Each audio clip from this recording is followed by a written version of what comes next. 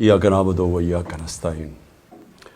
मेरे पाकिस्तानियों, आज मैंने फ़ैसला किया इस बड़े अहम मौके पे आपसे बात करने का, क्योंकि हमारा मुल्क वो उस मोड़ पे अल्लाह ने ला के खड़ा कर दिया है हमारे माल की वजह से कि अगर हम अब सही फ़ैसले नहीं करेंगे तो वो अपनी तबाही के रास्ते पे निकल जाएगा। मैं बार बार लोगों को याद कराता हूँ कि नमाज में हम सिर्फ अल्लाह से एक चीज़ मांगते हैं कि अल्लाह उनके रास्ते पे लगे, नेमतें बख्शी, उनके नहीं जो अपनी तबाही के रास्ते पे निकल गए। कौम भी आज उधर खड़ी हुई है, एक फैसला कुन मोड़ पे खड़ी है। डिफाइनिंग मोमेंट्स हैं पाकिस्तान के। एक कौम कामयाब होती है या नहीं होती, उसकी बुनियाद रखी जाती है इंसाफ पे। रूल ऑफ लॉ अंग्रेजी में उसे कहते हैं, कानून की हुक्मरानी कहते हैं। सब इंसान जिस माशरे में कानून के सामने एक बराबर होते हैं, वो कौमें ऊपर चली जाती हैं। मेरे नबी सल्लल्लाहु अलैहि वसल्लम ने तकरीबन 1500 साल पहले कहा कि जो कौम में ताकतवर जब जुर्म करता है उसको नहीं पकड़ती और सिर्फ कमज़ोर को पकड़ती हैं, वो तबाह हो जाती है। आज अगर आपने सारी दुनिया में खुशहाली देखनी है और गुर्बत देखनी है तो एक ही चीज़ है जो फ़र्क करती है, वसाइल नहीं। जो कौमें खुशहाल है वहाँ कानून की हुक्मरानी है, रूल ऑफ लॉ है, इंसाफ है। और जो तबाह है वो सारी वसाइल के बावजूद जंगल का कानून है, ताकत की हुक्मरानी है, माइट इज़ राइट है। जो ताकतवर फैसला करता है उस मुल्क की अदालतें उसके साथ खड़ी हो जाती हैं। अदालतों का काम होता है कमज़ोर और ताकतवर को एक बराबर रखना। हज़रत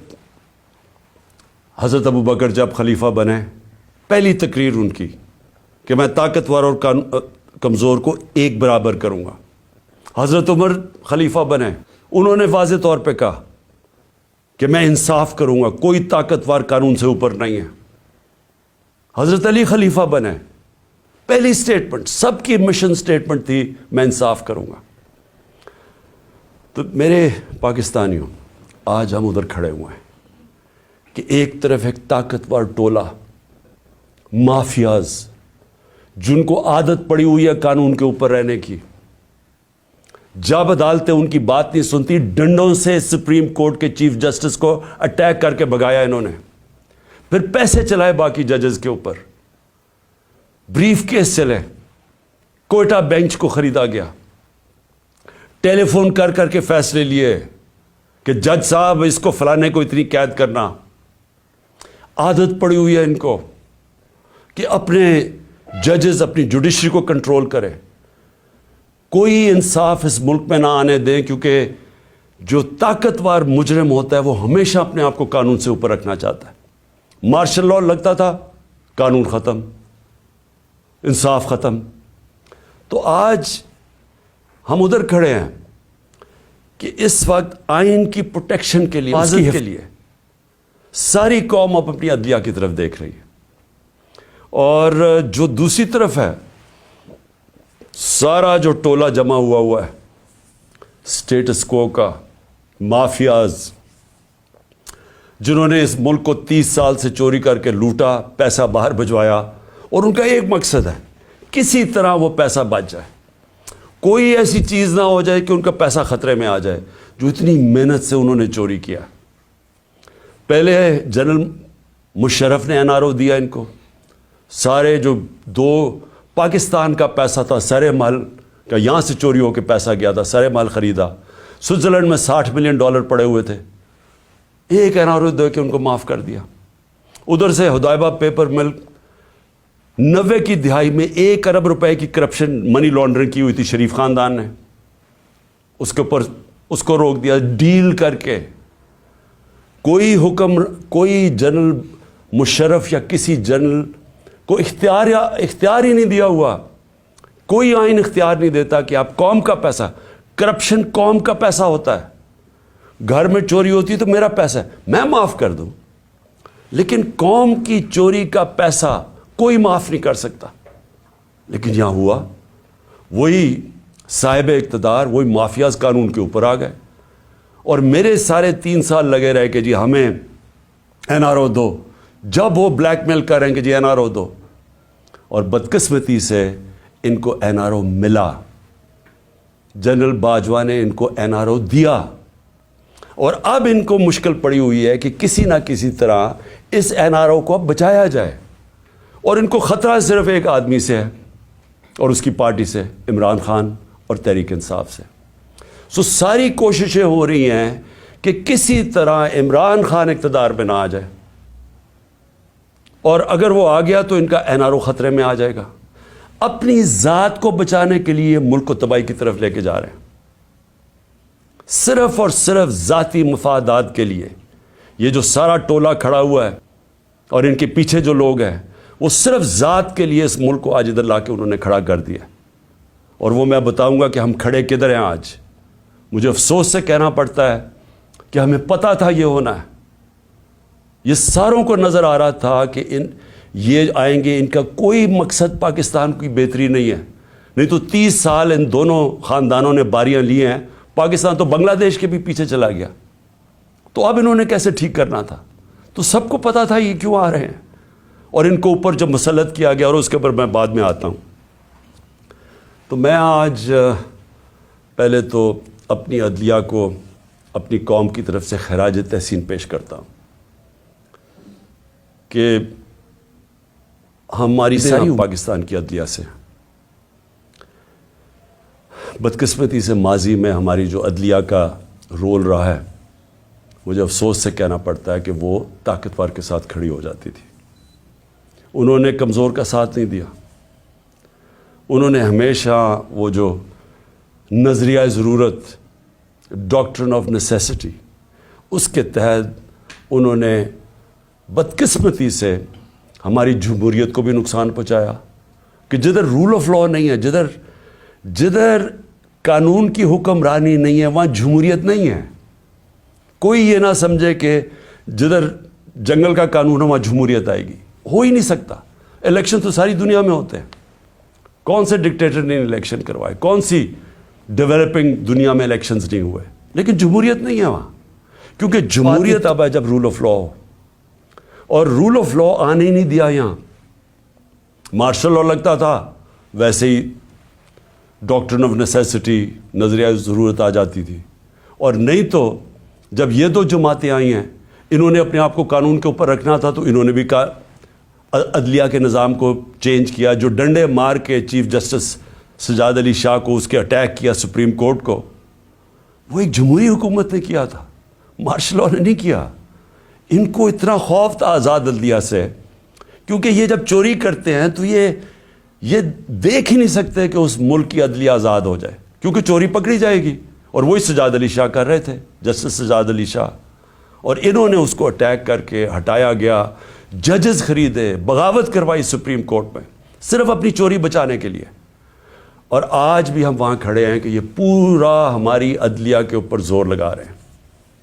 ہر قسم کا اب یہ بلیک میل کریں گے, ہر قسم کی ان کی ایک ہی کوشش ہوگی کہ پاکستان کی عدلیہ پھر ان طاقتور کا, ان چوروں کا ساتھ دے. اور اس کے لیے یہ بلیک میل کر رہے ہیں. اور ہر قسم کی, میں اپنی قوم کو کہنا چاہتا ہوں, تیاری کریں آپ. انہوں نے ہر قسم کا پریشر ڈالنا ہے عدلیہ پہ, جو انہوں نے ماضی میں کیا ہے.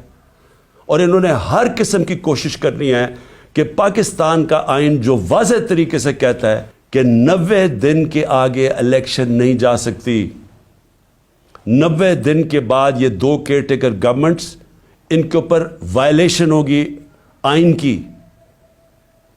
ان کے اوپر یہ بالکل ان کا جو 900 کے ایک دن کے بعد, 90 کے ایک دن کے بعد, 90 دنوں کے بعد, ایک دن کے بعد یہ حکومتیں غیر آئینی ہو جائیں گی.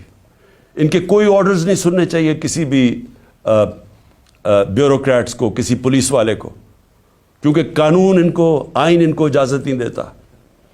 تو جو اس ملک کی, میں قوم کو صرف آج سب سے پہلے تو یہ بتانا چاہتا ہوں کہ اپنی عدلیہ کے ساتھ ہم نے کھڑے ہونا ہے.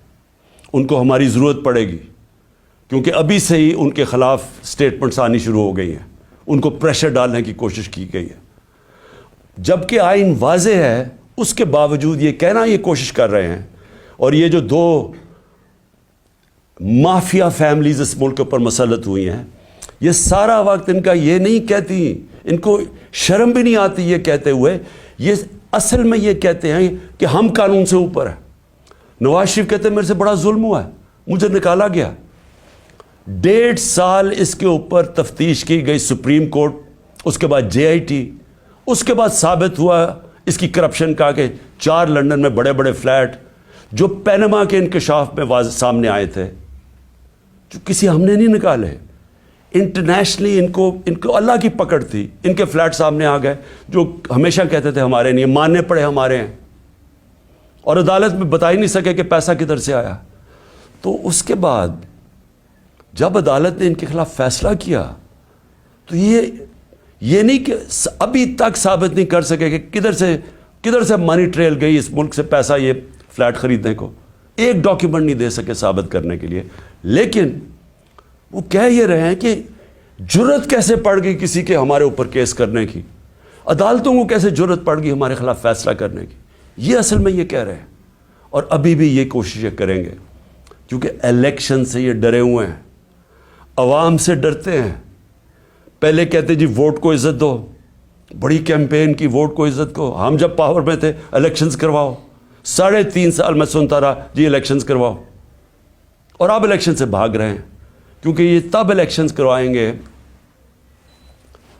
سب سے پہلے عمران خان کو ڈسکوالیفائی کرو, عمران خان کو جیل میں ڈالو. یہ نواز شریف کی شرائط ہیں.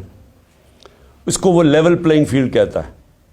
خود پکڑا گیا ہے اربوں روپے کے وہاں پراپرٹیز میں بیٹھا ہوا ہے, ثابت نہیں کر سکتا, عدالتوں سے جیل سے باہر بھاگا ہوا ہے جھوٹ کے اوپر. یہ شہباز شریف نے جعلی ایفیڈیوٹ دیا ہوا ہے لاہور ہائی کورٹ کو, کوئی شرم نہیں ہے اس کی. لیکن عمران خان کو جیل میں ڈالو, ڈسکوالیفائی کرو, تحریک انصاف کے لوگوں کو پکڑ دھکڑ کرو. شرمناک رول ہے اس ملک کی الیکشن کمیشن کا. میں نے کبھی اس طرح کی بے شرم الیکشن کمیشن نہیں دیکھی. ہر فیصلہ کرتی ہے یہ نواز شریف سے حکم لے کے, ہر فیصلہ کرتی ہے ہینڈلرز جو پیچھے کہتے ہیں. 2 جو کیئر ٹیکر گورنمنٹس بنائی ہیں انہوں نے, ہم نے اتنے نام بھی ویسے دیے جو کہ غیر جانبدار تھے. انہوں نے جان کے ان لوگوں کو اوپر بٹھایا ہے جو یہ لاہور کا چیف منسٹر بنایا ہے, اس کو بالکل جو سب سے بڑا دشمن تھا تحریک انصاف کا اس کو اوپر بٹھا دیا.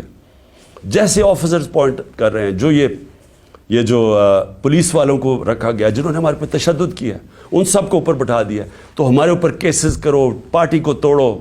جب یہ سمجھیں گے کہ یہ بالکل گراؤنڈ تیار ہو گئی ہے ان کے لیے, تب یہ چاہتے ہیں الیکشن کرواؤ, اس لیے بھاگ رہے ہیں الیکشن سے. اور میں ویسے ان کو کہتا ہوں کہ جتنی بھی دیر آپ کر لیں رزلٹ وہی نکلنا ہے, جتنی دھاندلی کر لیں رزلٹ وہی نکلنا ہے. لیکن ملک تباہ ہو رہا ہے. ہماری ساری کوشش یہ تھی کہ الیکشنز ابھی اس لیے ہم کروانا چاہتے تھے کہ الیکشن ایک ہی طریقہ اس دلدل میں جو ملک پھنسا دیا اس سے نکلنے کا, اور تو دوسرا راستہ ہی کوئی نہیں ہے. تو ہم اپنے ملک کے لیے اپنی 2 گورنمنٹس ڈیزالو کرتے ہیں اپنے ملک کی خاطر, کہ کسی طرح ہم جو یہ ادھر پہنچا دیا انہوں نے پاکستان کو, کہ اس ملک کی 75 سالہ تاریخ کے اندر کبھی ملک کے یہ حالات نہیں تھے جو آج ہیں. کسی سے پوچھیں یا چھوڑیں کہ میں عمران خان کیا کہہ رہا ہے, میں چاہتا ہوں کہ کسی اکانومسٹ سے پوچھ لیں, کوئی غیر جانبدار لوگ ایکسپرٹس ہوں پالیٹکس کے, اکنامکس کے, ان سے تو پوچھیں کہ کبھی پاکستان کے یہ حالات تھے. اور کوئی آگے روشنی بھی نہیں نظر آ رہی. جتنی دیر یہ بیٹھے رہیں گے یہ اور ہم ڈوبتے جا رہے ہیں. میرے پاس اعداد و شمار ہیں, میں یہ پھر سے اپنی قوم کو بتانا چاہتا ہوں کہ یہ جو حالات آج ہیں, کیسے اس ملک کا تنخواہ دار طبقہ اب گزارا کرے گا.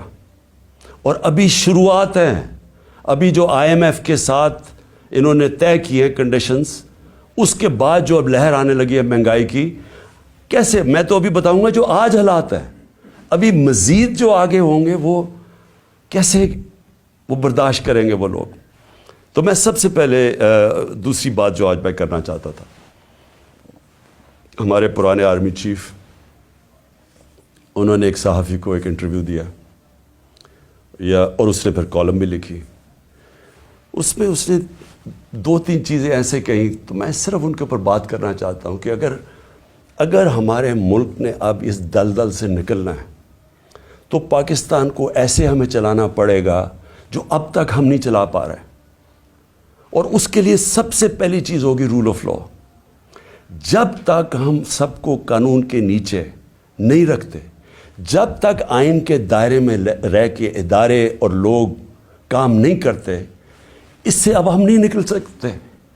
میں پھر سے کہہ رہا ہوں، ایک ہے نعمتوں کا راستہ، وہ بالکل مختلف ہے، ایک ہے تباہی کا راستہ، اس طرف ہم نکلے ہوئے ہیں۔ تو یہ جو آرمی چیف نے، ایکس آرمی چیف نے باتیں کی، سب سے پہلے تو مجھے حیرت ہوئی کہ اس نے کہا جی عمران خان ملک کو تباہی کی طرف لے کے جا رہا تھا، میں نے عمران خان سے ملک کو بچانا تھا، تو تسلیم کر لیا کہ اس نے فیصلہ کیا تھا گورنمنٹ گرانے کا، جو میں اور ساری قوم کو ویسے ہی پتہ ہے۔ لوگوں کو تو اب سوشل میڈیا کا زمانہ ہے، وہ آخری رات جس دن وہ میں نے کہا تھا کہ کوئی رہ تو نہیں گیا، تو اس دن رات کو تو سب قوم کو پتہ چل گیا تھا کہ کون تھا پیچھے اس کے۔ وہ ارشد شریف شہید نے بڑی زبردست بات کی، وہ کون تھا، تو وہ تو سب کو پتہ تھا وہ کون تھا، لیکن یہ نہیں میں سوچ رہا تھا کہ وہ تسلیم ہی کر جائے گا کہ وہ میں تھا۔ اور اس نے کہا کہ بڑے برے حالات تھے پاکستان کے اور تباہی کی طرف جا رہا تھا، تو پہلے تو اس نے اکانومی کی طرف کہا، پھر اس نے فورن پالیسی کی طرف کہا کہ امریکہ بڑا ناراض تھا، امریکہ خوش نہیں تھا عمران خان سے، اور فورن پالیسی کا بھی وہ ایکسپرٹ تھا۔ پھر اس نے سیاست کی بھی کوئی باتیں کی، بڑا لمبی بات چیت کی، پھر وہ شوکت ترین کے اوپر کہہ دیا کہ اس نے اکانومی تباہ کر دی۔ تو اکانومی کا بھی ایکسپرٹ، پولیٹکس کا بھی ایکسپرٹ، فورن پالیسی کا بھی ایکسپرٹ وہ۔ دیکھیں یہ آگے جو میں اب ملک کو آگے کا سوچ رہا ہوں نا کہ ملک آگے کیسے بڑھے گا، دیکھیں یہ ایک آدمی کے پاس جب اتنی زیادہ پاور آ جاتی ہے، جو پاور اس جنرل باجوہ کے پاس تھی کہ سپر کنگ تھا، سب کے اوپر بیٹھا ہوا تھا، سارے فیصلے اس کے، گورنمنٹ تب تک ٹھیک، یعنی گورنمنٹ کے کام تب تک ہوتے تھے جب تک جنرل باجوہ فیصلہ کرے کہ ہاں یہ ٹھیک ہے۔ لیکن اگر میں عمران خان کہہ رہے کہ اس ملک میں احتساب ہونا چاہیے، جو 30 سال سے ملک کو چوری کر رہے تھے، جن کے پرانے کیسز بنے ہوئے ہیں، سوائے شہباز شریف کے 2 TT کیس اور وہ جو اس کا FI میں مقصود چپڑاسی والا کیس تھا 16 ارب کا، اور TT کا 8 ارب، جو اوپن اینڈ شٹ کیسز تھے، ان کے علاوہ تو سارے پرانے کیسز تھے۔ لیکن جب باجوہ صاحب نے فیصلہ کر لیا کہ احتساب نہیں ہوگا، تو احتساب نہیں ہو سکتا، کیونکہ اس نے اس پہ تسلیم بھی کر دیا کہ نیب کو بھی وہ کنٹرول کرتے تھے، سو نیب بھی ان کے ہاتھ میں تھی، تو اکاؤنٹیبلٹی اگر وہ نہیں فیصلہ کرتے تو نہیں ہو سکتی، کیونکہ سپر کنگ ہے وہاں بیٹھے ہوئے۔ اس سے کیا چیز سامنے آئی کہ ایک آدمی کو جب اتنی زیادہ پاور مل جائے، لیکن اس کو کوئی پوچھنے والا نہیں ہے، کوئی چیک نہیں کر سکتا۔ تنقید تو عمران خان کی ہوتی تھی ہر دوسرے دن، ہر روز ٹی وی پہ گالیاں سن رہا ہوں، تنقید ہو رہی ہے، پنچنگ بیگ تو میں تھا، پاور وہ لے کے بیٹھے تھے، فیصلہ جو کرنا ہے وہ، اگر وہ فیصلہ میں کوئی پالیسی وہ مانتے تھے تو وہ ہو جاتی تھی۔ اور خوش قسمتی سے کرونا کے اوپر ہم ایک پیج پہ آ گئے، کیونکہ ہم نے بڑا فیصلہ کیا کہ سمارٹ لاک ڈاؤن ہونا، ہم اپنے لوگوں کو تباہی میں نہیں ڈالنے لگے، کیونکہ غریب نے کچھ نہیں جانا تھا، اگر ہم لاک ڈاؤن کر دیتے غریب نے مر جانا تھا۔ تو ہم نے بڑا فیصلہ کیا تھا، تو اس میں انہوں نے سپورٹ کی، تو وہ تو ٹھیک چلتا گیا، بلکہ بڑا اچھا کام ہوا۔ اور بھی کام تھے، میں بار بار کہتا ہوں کہ بڑا ایشو بن سکتا ہے پولیو کا پاکستان میں، اس کے اندر بارڈر ایریاز میں بہت مدد کی انہوں نے۔ پھر ٹڈی کا آ گیا تھا، وہ جو لوکسٹ کا تھا، مدد کی اس میں۔ لیکن جدھر فیصلہ کیا کہ احتساب نہیں ہونا، اور ان کے فیورٹ شہباز شریف تھا، آپ شہباز شریف کو کچھ نہیں کر سکتے تھے، اس کا جج کبھی آ جاتا تھا، ہم بھی حیران کہ کبھی آج جج بینچ ٹوٹ گیا تو پتہ ہی کچھ ہو گیا ہے، پھر شہباز کی کمر ٹھیک نہیں ہے، اوپن اینڈ شٹ کیس ہم نہیں پکڑ سکے، اور اس کو فیصلہ کیا ہوا تھا کہ پرائم منسٹر بنانا ہے، اور فیصلہ کافی پہلے کا ہو گیا تھا۔ کہنے کا میرا مقصد یہ ہے کہ آج جدھر پاکستان کھڑا ہے، ذمہ دار تو وہ آدمی ہے جس نے یہ فیصلہ کیا کہ اب گورنمنٹ گرانی ہے، عمران بڑا خطرناک ہے، لیکن قوم آج سارا اس فیصلے کی، قوم جو تباہی ہوئی ہے ملک کے اندر، اب قوم اس کا بوجھ برداشت کر سکتی ہے، تو کوئی پوچھنے والا نہیں ہے، کوئی انکوائری نہیں ہوگی کہ اس نے کس طرح فیصلہ کیا۔ ہر دنیا کے اندر جب بھی کوئی ذمہ داری لیتا ہے، اسی کے پاس اتھارٹی ہوتی ہے اور اسی سے پوچھا جاتا ہے، وہ آنسربل ہوتا ہے۔ لیکن یہ آدمی آنسربل ہی نہیں کسی کا، جو مرضی فیصلہ ٹھیک ہو گیا تو کریڈٹ لے لیا، میں نے یہ کر دیا، جب غلط ہوا تو ذمہ دار عمران خان تھا۔ اور آج کون ذمہ دار ہے؟ میرا سوال یہ ہے کہ چلتی ہوئی اکانومی کو جو آج اس نے یہاں پہنچایا ہے، اس کا کون ذمہ دار ہے؟ یہ کہتے ہیں نا جی کہ بڑے برے حالات تھے۔ میں آپ کو IMF فروری 2022 میں، آج سے 1 سال پہلے، پاکستان کی اکانومی کے اوپر وہ کامنٹ کرتے ہیں، سمری بناتے ہیں، ایگزیکٹو سمری۔ وہ کیا کہتا ہے؟ 4 چیزیں کہتا ہے پاکستان کی۔ 1 سال پہلے، ہماری حکومت گرانے سے 1.5 مہینہ پہلے، وہ کہتا ہے کہ پاکستان کی اکانومی واز گروئنگ فاسٹ، تیزی سے ہماری دولت میں اضافہ ہو رہا تھا، سسٹینیبل، کہ یہ سسٹین کر سکتی تھی، یعنی یہ ایک ون آف نہیں ہے، یہ کوئی تکا نہیں لگا، یہ سسٹین کرنی تھی، یعنی اسی طرح چلتے رہنا تھا۔ اور اس میں وہ کیا کہتا ہے، یہ بھی ذرا سنیں۔ وہ کہتا ہے کہ 7 سالوں کے اندر پاکستان کی جو مڈل کلاس میں اضافہ ہوگا، یعنی جو مڈل کلاس، جن کے حالات بہتر ہوں گے، وہ 6 کروڑ لوگ اوپر جائیں گے، مڈل کلاس بنیں گے پاکستان کی۔ IMF کہہ رہا ہے۔ پھر کہتے ہیں انکلوسیو۔ انکلوسیو کا کیا مطلب ہے؟ کہ صرف امیر امیر نہیں ہو رہا، انہوں نے کہا کہ سارا آبادی اس کے اندر شامل تھی۔ غریبوں کے لیے ہیلتھ کارڈ، لانسٹ جو کہ دنیا کی لیڈنگ میڈیکل جرنل ہے، جو کہ ساری دنیا کے ٹاپ ڈاکٹرز وہ جرنل پڑھتے ہیں، جس کو لانسٹ کہتے ہیں، لانسٹ پاکستان کے ہیلتھ کارڈ کی تعریف کر رہا تھا۔ اور وہ تعریف اس لیے کر رہا تھا کہ پہلے تو یہ نچلے طبقے کو پہلی دفعہ ایک انشورنس ملی کہ غریب گھرانہ کسی بھی ہسپتال میں جا کے اپنا 10 لاکھ تک علاج کروا سکتا تھا۔ یہ انہوں نے لانسٹ لکھتا ہے کہ ہمارے سے بہت امیر ترین ملکوں کے پاس بھی یونیورسل ہیلتھ کوریج نہیں تھی جو پاکستان میں تھی۔ اور اس کا جو دوسرا کیا پہلو تھا کہ ہمارے جو پرائیویٹ سیکٹر ہے، جو دیہاتوں میں نہیں جاتا، جو ہمارے گورنمنٹ ہاسپٹلز ہیں، وہاں دیہاتوں میں ڈسٹرکٹ ہاسپٹلز خالی پڑے ہوتے ہیں، ڈاکٹرز نہیں جاتے، نرسز نہیں جاتے، وہاں سارے بیچارے ادھر سے اٹھ کے لوگ آ جاتے ہیں ڈویژنل ہیڈ کوارٹرز یا بڑے شہروں میں۔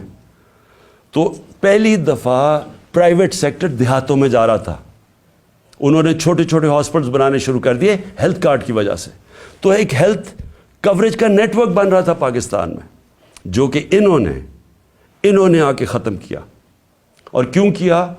کیونکہ وہ مریم کی وہ آڈیو لیکس، اس میں وہ کہتی ہے کہ عمران خان کو فائدہ نہ ہو جائے، اپنے تو کھانسی بھی ہو اور وہ زکام بھی ہو تو باہر چلے جاتے ہیں سارا ٹبر علاج کروانے کے لیے، تھوڑی سی چیز ہو پتہ چلتا ہے جی اب پھر لندن پہنچ گئے علاج کروانے کے لیے۔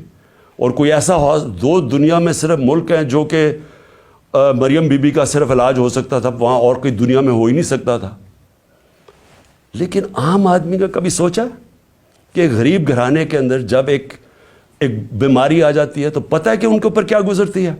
سارا خاندان غربت کی لکیر کے نیچے چلا جاتا ہے۔ یہ ساری ریسرچ شو کرتی ہے کہ ایک بڑی بیماری وہ لوگ جو غربت کی لکیر سے اوپر ہوتے ہیں، ایک بیماری ان کو نیچے لے جاتی ہے غربت کی لکیر سے۔ تو انہوں نے آ کے وہ ہیلتھ کارڈ ختم کیا جو کہ ہمارا، جب وہ کہتے ہیں نا سسٹین، جب انکلوسیو کا مطلب ہوتا ہے کہ وہ ساری قوم کو لے کے، جب ملک میں دولت میں اضافہ ہو رہا ہے تو لوگوں کو بھی ساتھ ہم لے کے چل رہے تھے۔ پھر احساس پروگرام، دنیا نے ایکنالج کیا پاکستان کا احساس پروگرام جو نچلے طبقے کے لیے تھا۔ اور یہ اسٹینفرڈ یونیورسٹی, امریکن یونیورسٹی کی ریسرچ ہے کہ پاکستان ایک فلاحی ریاست کی طرف جا رہا تھا احساس پروگرام کی وجہ سے. ورلڈ بینک سب نے تعریفیں کی پاکستان کے احساس پروگرام, جو کہ انکلوسیو تھی. تو یہ آئی ایم ایف کہہ رہا ہے کہ پہلے تیزی سے بڑھ رہی ہے, پھر سسٹینیبل ہے, یعنی یہ چلتی جائے گی. اور انہوں نے کہا کہ 6 کروڑ لوگ اس میں آ جائیں گے مڈل کلاس میں اوپر. پھر وہ کہتا ہے انکلوسیو ہے, کہ وہ صرف ہم نے امیروں کا نہیں سوچا, نیچے سے بھی اٹھا رہے ہیں, جس میں کامیاب پاکستان بھی تھا, کامیاب جوان تھا نوکریاں دینے کے. اور جاب رچ, کہ ہم روزگار پیدا کر رہے ہیں, یعنی ہم نوکریاں دے رہے تھے, امپلائمنٹ بڑھ رہی تھی پاکستان میں. فیصل آباد جیسی جگہ میں, جدھر ہم جب 2018 میں آئے تھے تو لوگ اپنی فیکٹریاں بیچ کے ان کو ہاؤسنگ اسٹیٹ بنا رہے تھے, وہاں فیکٹریاں بند ہو رہی تھی. ہمارے دور میں 2022 کے اندر ٹیکسٹائل سیکٹر کہہ رہا تھا کہ ہمارے پاس مزدور کم پڑ گئے, ہمیں باہر سے مزدور لانے پڑتے. اور آج جا کے ذرا فیصل آباد میں پوچھیں کہ حالات کیا بے روزگاری کے. تو میں اب اس کے بعد صرف 2-3 اور چیزیں کہنا چاہتا ہوں, اور میں یہ اس لیے کہنا چاہتا ہوں کہ یہ ملک کو بچا رہے تھے. جنرل باجوہ عمران خان کو ملک سے بچا رہے تھے, تباہی سے بچا رہے تھے. تو یہ ذرا تباہی کا ذرا میں صرف قوم کے سامنے رکھنا چاہتا ہوں کہ 10 مہینے کے اندر کیا ہوا ہے پاکستان میں. جو اس ملک کے اندر مہنگائی ہوئی ہے, انفلیشن ہوئی ہے.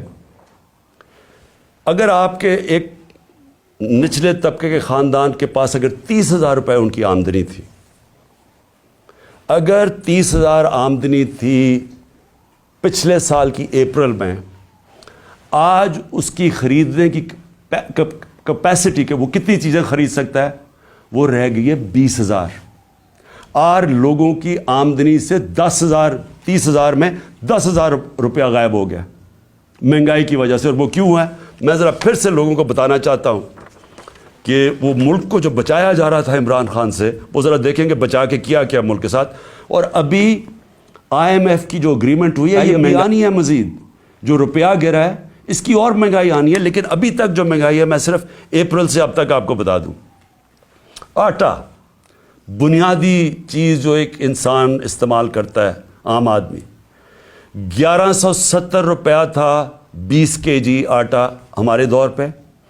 آج وہ چلا گیا 2400 پہ, دگنا ہو گیا. گھی 470 روپے, 470 روپے کا جو گھی پر kg تھا ہمارے دور پہ, آج 550 پہ چلا گیا kg. لیکن جو سننے والی چیز ہے وہ ہے, ہم امپورٹ کرتے ہیں پام آئل. پام آئل کی قیمت انٹرنیشنل منڈی کے اندر آدھی ہو گئی ہے. اس کا کوئی فائدہ پاکستانیوں کو نہیں ہوا, کیونکہ یہاں مزید تقریباً 100 روپے اور مہنگا ہو گیا kg پہ. چکن, مرغی جو ہم استعمال کرتے ہیں, 268 روپے kg تھا ہمارے زمانے میں, آج 415 پہ پہنچ گیا. جو چاول 104 kg ہمارے زمانے میں تھا, 172 kg پہ پہنچ گیا. پیاز, جو عام آدمی پیاز اور روٹی کھانے والے لوگ ہیں, 62 روپے کلو تھا پیاز, آج پہنچ گیا 225 روپے کلو. دودھ, جو بچوں کے لیے بہت ضروری ہوتا ہے, بچوں کی ہڈیوں کے لیے, 117 روپے لیٹر تھا, آج 153 روپے لیٹر پہنچ گیا. جو عام آدمی استعمال کرتا ہے, کیونکہ گیس صرف جو پہنچائی جاتی ہے گھروں میں, وہ صرف 27% گھروں میں گیس پہنچائی جاتی ہے پائپ کے ذریعے, باقی لوگ سلنڈر استعمال کرتے ہیں. تو جو ہمارے زمانے میں 2470 روپے سلنڈر تھا, 2470 روپے کا سلنڈر, وہ آج 3400 روپے پہ پہنچ گیا, 3400 روپے پہ. بجلی 16 روپے یونٹ ہمارے دور میں تھا, آج 36 روپے یونٹ پہ پہنچ گئی ہے. پٹرول 150 روپے کا تھا, آج 250 روپے پہ پہنچ گیا. ڈیزل 145 روپے کا تھا, 263 روپے پہ پہنچ گیا. ڈالر, اور جس کی وجہ سے بہت جو مہنگائی آ رہی ہے, 178 روپے ڈالر تھا ہمارے دور میں, آج 270 پہ پہنچ گیا. اور اس کا بھی ایفیکٹ آنے والا ہے. میں اس لیے بھی آج یہ اپنی قوم سے کہنا چاہتا ہوں کہ دیکھیں آگے جس طرح ملک چلے گا، بند کمروں میں ایک آدمی فیصلہ کرے گا تو یہ نتیجہ ہوگا. اس کے پاس اتنی پاور ہے کہ وہ عقل کل بن گیا، ہر چیز کا وہ ہر فن مولا بن گیا. فارن پالیسی تو وہ جانتا ہے، اکانومی وہ سمجھتا ہے، شوکت ترین کے اوپر وہ کامنٹ کر سکتا ہے کہ جی وہ شوکت ترین نے یہ کیا تو وہ کیا. آپ کو پتہ کیا اکنامکس کا؟ اور آپ بتائیں نا کہ اب جو اکانومی پہنچی ہے آپ اس کے کون ذمہ دار ہیں؟ اور پھر پولیٹیکل سچویشن کے اوپر وہ بات کر رہا ہے کہ جی فلانے کو چیف منسٹر ہٹا دو تو اس کو لگا دو، جس کو لگا رہا ہے وہ لینڈ مافیا کا حصہ ہے اس کو لگا دو. فیصلے سب کر رہا ہے لیکن ذمہ داری کوئی نہیں ہے. ذمہ داری عمران خان کی ہے جو کہ پنچنگ بیگ بنا ہوا تھا. تو پہلے تو پاکستان نے جو آگے بڑھنا ہے یہ اس کے اوپر ہمیں سوچنا پڑے گا کہ ایسے ملک پاکستان یا کوئی اور ملک ایسے آگے نہیں چل سکتا، اور ساروں کو آئین کے بیچ میں رہ کے چلنا پڑے گا. اگر ہم نے اس ملک کو بچانا ہے ان حالات سے، تو یہ صرف کوئی اکانومی کا ماہر نہیں بچا سکتا. اوور آل جو پولیٹیکل اکانومی کہتے ہیں، اس ملک کی گورننس سسٹم کیسے ٹھیک کرنی ہے. سب سے بڑے جو ہمارے پاکستان کو جو اس دلدل سے نکال سکتے ہیں وہ ہے اوورسیز پاکستانی. ابھی ہمیں بڑا فخر تھا، ترکی میں ہم پڑھ رہے تھے کہ ایک پاکستانی نے $30 ملین دیے، جو بڑے مشکل امتحان سے ہمارے ترک بھائی گزر رہے ہیں جدھر سے زلزلے کی وجہ سے. ایک پاکستانی نے $30 ملین دیے. تو سوچ لیں کہ پاکستانی جو باہر بیٹھے ہوئے ہیں ان کے پاس کس طرح کے وسائل ہیں. میں کئی ایسے پاکستانی جانتا ہوں. اگر ہم ملک کا یہاں ماحول گورننس ٹھیک کر لیں یا رول آف لا لے آئیں، ان کو اعتماد ہو جائے ہمارے انصاف کے نظام پہ، کانٹریکٹ انفورسمنٹ، کہ اگر وہ سرمایہ کاری کرتے ہیں تو وہ ان کا کوئی قبضہ نہیں ہو جائے گا، ان کے گھروں پہ قبضہ، فلیٹوں پہ قبضہ، جس طرح کے پلاٹس پہ قبضہ ہوتا ہے.